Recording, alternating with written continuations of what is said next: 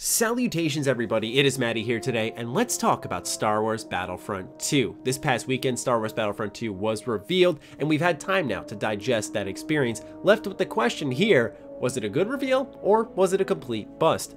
And for me to answer that question, I have to look back at my own personal Star Wars Battlefront 2 reveal wish list and see just how well EA nailed it in my opinion. My first request was actual gameplay.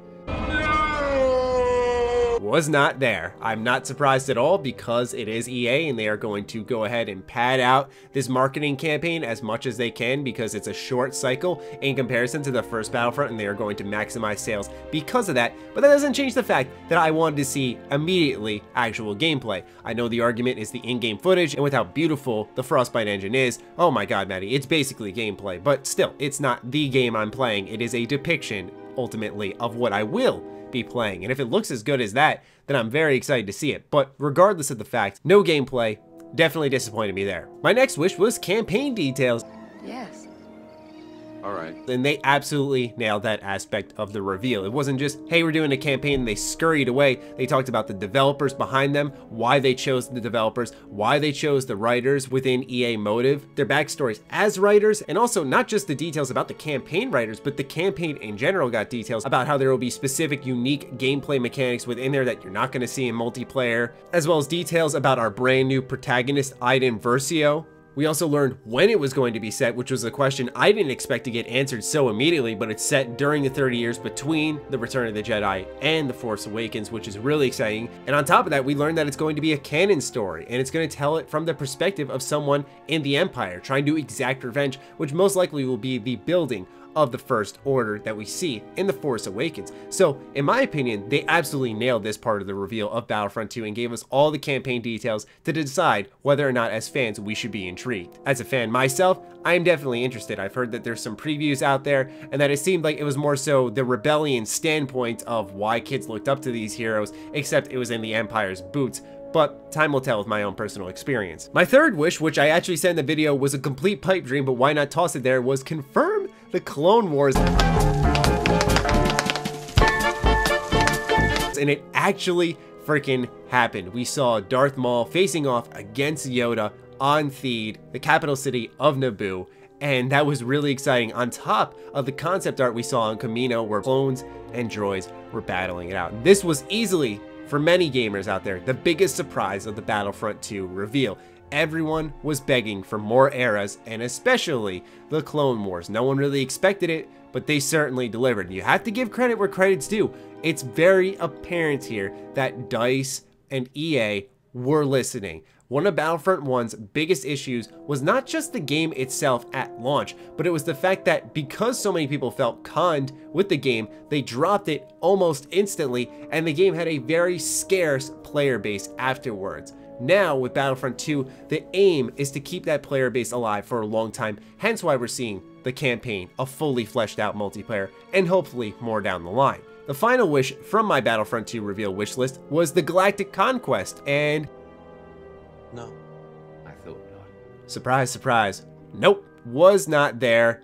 Once again, it was one of those things that I was not taken back by, the fact that it wasn't there. There still is a chance, but the reason why I don't think there is going to be a Galactic Conquest in Battlefront 2 is merely because of the fact that you can pre-order the game now, and we're looking at all the bullet points of what is special about this game. You know, hey, we got this untold story, we have this awesome multiplayer mode and co-op and so on, and with those marketing bullet points, you'd almost guarantee that there would be a Galactic Conquest mentioned there, because that is a huge selling point, not only for nostalgic fans, but something that, for example, you can mark on the back of your game box saying, we also have this chessboard-like game mode where you can conquer the galaxy. And that sounds like something that, whether I'm a brand new Star Wars fan or an old one, I want to get on board with. So that's exactly why I don't think there's going to be a Galactic Conquest. But let's talk about the pros and cons outside of the wish list itself that I had. Overall, they were a 2 for 4, which, if we're talking baseball, not too bad. But when we're talking a reveal, you're talking a 50 score here. But most of my excitement was generated because of the Clone Wars. Overall, the trailer was cool, but I definitely want to see gameplay before I decide just how hyped I am. let's talk about other things outside of my own personal wish list, which is no season pass. That's a big pro for the reveal of this game, because I almost fell out of my fucking chair when I heard that. I was like, an EA game without a season pass? I know Mass Effect Andromeda did not have one. The game's multiplayer isn't that popular, where I feel like charging people for that already would ostracize a small fan base as is for that mode. Although there hasn't been a comment on the price points for the single player DLC for that game.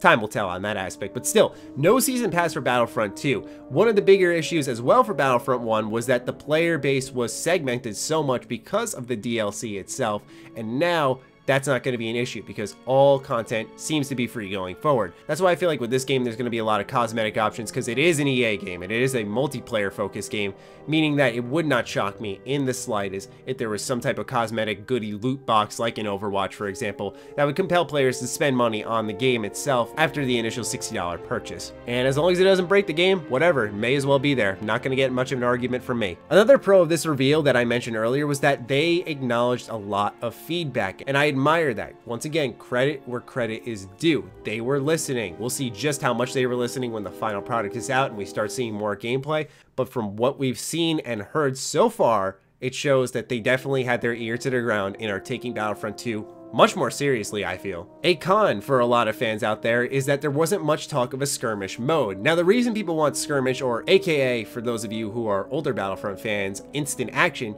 is because after the campaign's over, how much replayability is there going to be? I'd argue that there's not going to be all that much. So then after that, it's probably straight to the multiplayer, right? But some people do like to play the offline bot modes because that's how Battlefront originated, believe it or not. And so no discussion on skirmishes or improvements to that definitely disappointed a lot of fans out there. I don't plan on playing that much offline skirmishes, but that doesn't mean I represent everyone else out there. And from what I read on forums, lots of fans out there are disappointed on that aspect. But there may be a saving grace because there is a pro to all this, which is that there is going to be split screen co-op support for consoles.